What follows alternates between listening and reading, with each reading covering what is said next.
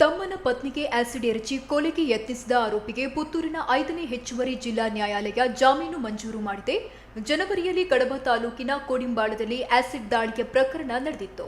ದೇಶೀಯ ಮಟ್ಟದಲ್ಲೇ ಈ ಘಟನೆ ಭಾರಿ ಸುದ್ದಿಯಾಗಿತ್ತು.